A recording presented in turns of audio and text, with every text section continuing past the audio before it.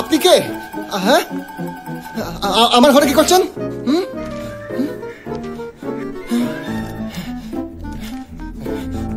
ঘর থেকে পাঠিয়েন, লোকে দেখলে উল্টো পাল্টা ভাববে।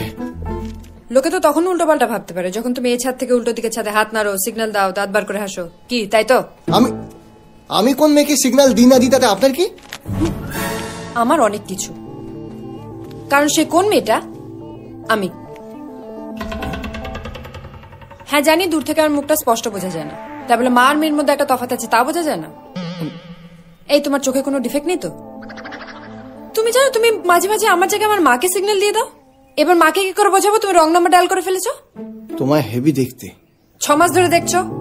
খুব ভালো করে জানো আমি 8টা নাগাদ ছাদে আসি, তো 8:15 থেকে 8টা অব্দি দাঁড়িয়ে থাকলেই তো হয়। এলাম এলাম না এলাম না এলাম, আর তখন দাঁড়িয়ে থেকেই বাকি করবে, শুধু তো হাত নাড়বে। কেন, কি লাভ? শোনো, তুমি জবে থেকে আমাকে ঝাড়ি মারছো না, সেই ব্যাপারটা আমি ঠিক 2 দিন পরে জেনেও গেছি আর বুঝেও গেছি। তারপর তো তোমাকে নানা রকম জায়গায়, পাড়া চায়ের দোকানে, সিগারেটের দোকানে। আমি তো সিগারেট খাই না। জানি, তোমার বন্ধুরা খায়।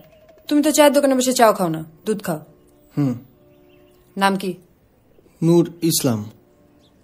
মুসলিম? চলবে।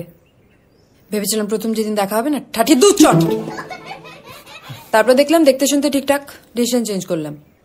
আমায় ভালোবাসো?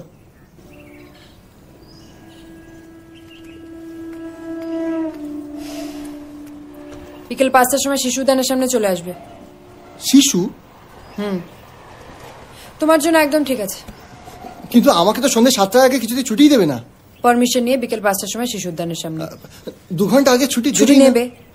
কিন্তু আজ অব্দি আমি যতদিন কাজ শুরু করছি না ততদিন একদম ছুটি নিইনি। এবার থেকে নেবে, কারণ এখন তুমি প্রেমে পড়েছো, তোমাকে এরকম অনেক জিনিস করতে হবে।